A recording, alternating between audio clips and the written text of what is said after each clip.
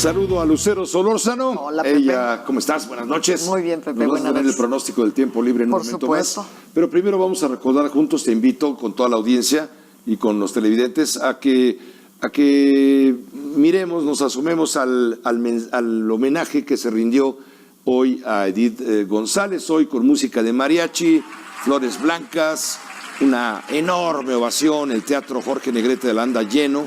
La comunidad artística despidió a esta gran actriz, además talentosa y bellísima.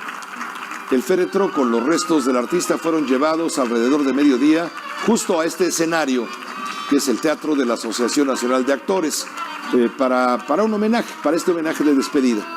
Estaban familiares, estaban amigos, estaban obviamente otros actores, colegas, seguidores, en fin, todos le dieron el último adiós. Luego del homenaje, la carroza fúnebre se dirigió al Panteón Francés de San Joaquín. Ahí fueron incinerados los restos, pero bueno, qué decir de Edith González. Son muchísimos las telenovelas donde ella lució, siendo muy joven, comenzó ya con papeles protagónicos. Ella se va dejando un gran ejemplo de lucha de una mujer joven, guapa, talentosa, que dio hasta su último aliento para intentar vencer al cáncer de ovario, el cual le fue diagnosticado apenas en 2016, hace 3 años. La actriz va a ser recordada por su larguísima trayectoria en la televisión, novelas importantes, cine, teatro. En el teatro ella fue la primera aventurera en el año de 1997, en octubre de 1997, y a decir de Carmen Salinas fue sin duda la primera y la mejor de todas las que por ahí pasaron, aunque las otras hayan tenido enormes éxitos. En fin, en los últimos años Edith González también se dedicó a dar conferencias e incluso escribió un libro que quedó en etapa de revisión. Hoy fue la última aparición de Edith González en un escenario en el Teatro Jorge Negrete, que finalmente para ella bajó el telón por última vez. También le voy a informar que la Universidad Nacional Autónoma de México otorga el grado de doctor honoris causa, entre otros mexicanos distinguidos, a Alejandro González Iñárritu. El cineasta mexicano ha ganado 4 premios Oscar en diversas categorías como mejor director, mejor película. Ha realizado cintas como Birdman, El Renacido, le valió el Oscar. El Consejo Universitario de la máxima casa de estudios otorgó la misma distinción a otras personalidades, son 10 en total. Julia Carabias, por ejemplo, bióloga. Rolando Cordera, economista, sociólogo, investigador, académico. También algunos extranjeros fueron distinguidos por la UNAM, todos aquellos por realizar contribuciones a la pedagogía, a las artes, a las letras y a las ciencias. Esto lo dio a conocer la Universidad Nacional Autónoma de México. Y ahora sí, con Lucero Solórzano, vamos con el mago del suspenso. Lo invito. Yo creo que si viviera Alfred Hitchcock, lo cual es imposible porque tendría ¿cuántos años? 130. 130 años. Estaría encantado con lo que está ocurriendo en México y el tema migratorio con Estados Unidos y haría una película de verdadero suspenso. Pero por supuesto. Que le valdría varios terror. premios Oscar. En fin, tú dirás. Fíjate que... ¿Por qué hoy lo traes a cuento? Lo traigo a cuento porque se están cumpliendo 130 años de su nacimiento y porque estoy encontrándome con que la cartelera es muy, muy floja y que podemos entonces ir al rescate de películas que dejó Alfred Hitchcock como un ejemplo. Fue un cineasta ejemplar para muchos cineastas que hoy en día pues copian su estilo y copian sus técnicas para sorprender al espectador. Hitchcock nació en Londres en el año 1889. Desde muy joven le gustó lo del cine, pero nació en el seno de una familia católica muy estricta. Y su papá era un hombre muy rudo para educarlo. Dicen que en alguna ocasión le pidió al de la policía que estaba cerca de su casa que lo metiera a una jaula, pues sí, tras las rejas, cuando tenía como 7 años, para que él supiera, durante 5 minutos, para que supiera lo que le pasaba a los niños que se portaban mal. Entonces, con estas obsesiones, Hitchcock se empieza a ser un hombre muy interesante, porque la verdad es que era un hombre muy interesante, pero todas estas obsesiones se registran en sus películas. Yo traje los títulos de algunas que verdaderamente son algunas poquitas. Podríamos estar en el noticiero completo durante una semana hablando de Alfred Hitchcock, pero las que conoce el público, ¿no? Por ejemplo, Los pájaros, que es una película filmada en color, en la que está Tippi Hedren, esta actriz. Él tenía obsesión por las rubias, era un maltratador de sus actrices. Si viviera hoy en día, estaría como Harvey Weinstein, a lo mejor teniendo que responder. Me Too lo estaría increpando, lo estaría llevando ante los juzgados. Porque de hecho para Los pájaros, a Tippi Hedren la acosó sexualmente, ella lo rechazó, entonces muchas de las secuencias las hicieron con pájaros de verdad, y en una de las situaciones creo que le soltó gaviotas o algo así, un animal que se le iba encima, y ella acabó en el hospital. Pero es de lo más interesante de Alfred Hitchcock. Psicosis, que es su película emblemática, esta historia del personaje que tiene en su hotel, en el Hotel Bates, el cuerpo de su mamá, y a donde va a dar el personaje de Janet Leigh, otra rubia con la que estaba obsesionado. Las acosaba. Las acosaba, era muy duro con ellas. Hay películas que cuentan la historia. La ventana indiscreta, con otra rubia que estaba obsesionado con ella, que era Grace Kelly. Y La ventana indiscreta es muy interesante porque es la historia de un reportero que ha tenido un accidente, tiene una pierna fracturada, que es James Stewart, y no le queda más remedio que entretenerse viendo las casas de enfrente, las casas de atrás. En realidad el título de la película es The Rear Window, la ventana de atrás. Y entonces él empieza a ver a todos los inquilinos de enfrente. Y ahí es donde ves la maestría de Hitchcock, porque es como un paseo, lo que está haciendo la cámara, si te fijas.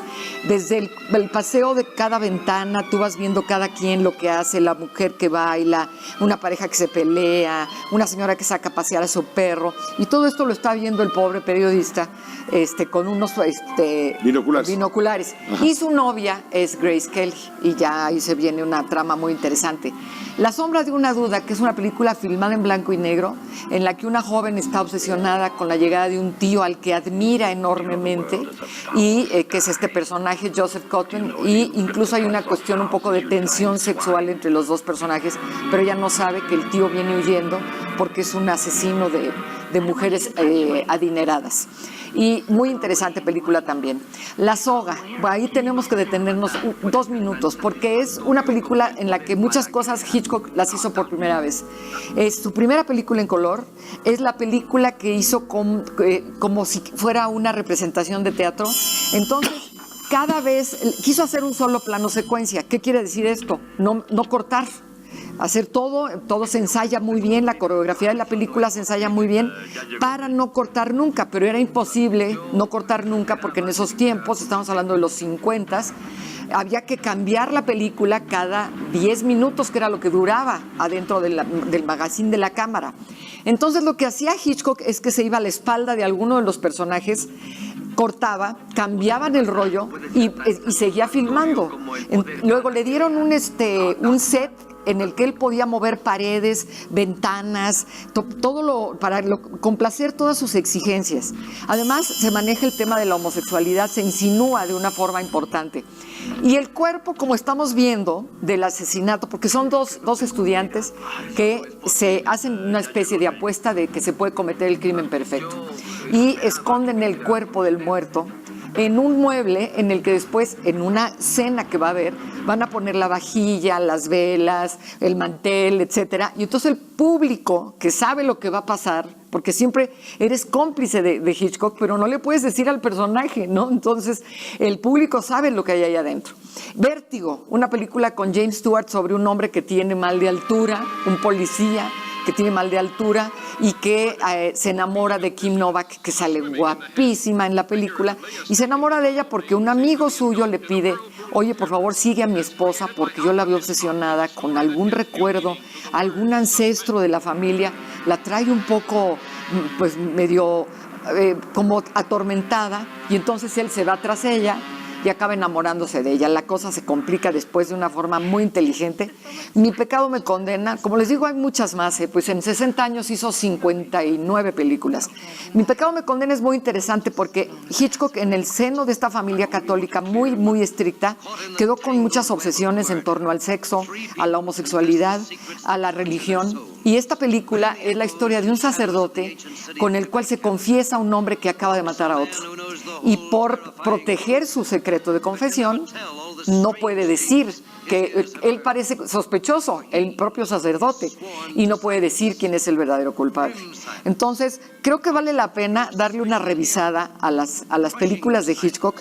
Y ya sí, bueno, además todas están disponibles, muchas están en YouTube, muchas se pueden ver en las plataformas digitales, y creo que vale la pena darle una vuelta. Una repasada a Hitchcock, a su magia, a su maestría. Sí, sin duda alguna. Y más allá de sus pecados personales. De su conducta. Que bien dice, si la justicia de hoy hubiera ocurrido entonces, quién sabe dónde estaría la memoria. Quién sabe cómo le hubiera ido. Un genio del suspenso. Sí, sin duda un genio, pero las actrices que trabajaron ¿Qué más con él te traes esta semana, este fin de semana para el tiempo libre? Hay unos estrenos. Para mí el más interesante es una película que se llama Tolkien, que es un registro biográfico de J.R.R. Tolkien, el autor del Señor de los Anillos y El Hobbit, etcétera. Y recoge unos años de su vida. Empieza con que él está en una trinchera en la Primera Guerra Mundial, en el lodo, herido, moribundo, y cómo viaja su recuerdo al pasado, desde que era niño, se queda huérfano, cómo va a dar una escuela de niños ricos y primero lo rechazan, pero luego hace un grupo de amigos que incluso fueron amigos muy queridos para él. Y te van dando la información de cómo se forma esta imaginación de este hombre que se le ocurrió lo del anillo famoso, la trilogía famosa de este anillo que era el anillo con el que se podía dominar al mundo. Creo que está bien llevada la película, son unos pocos años de la vida, no lo vemos anciano, sino que empieza cuando él es este soldado y se está compaginando con su infancia. Llega también Men in Black Internacional, que a mí me parece que me queda de ver, le dicen un reboot o algo así, un poco innecesario, porque es la historia de Men in Black que vimos con Will Smith y con Tommy Lee Jones, que eran muy divertidos como pareja, pero ahora 22 años después sale con una nueva línea, con un personaje nuevo, que eso también le ayuda al público joven. Y creo que la intención es esa, ¿no? Volver a agarrar un público que incluso no tienes que haber visto las anteriores. Entra La Viuda, una película con Isabel Huppert, y finalmente entra Red de Libertad, una película española sobre una monja que hizo una especie de lista de Schindler salvando nazis en la Segunda Guerra, salvando judíos. Buenas recomendaciones. Está interesante. El tiempo apremia, te agradecemos mucho la invitación, la cumpliremos a cabalidad. Ok, muchas gracias. Gracias, buenas noches. Gracias.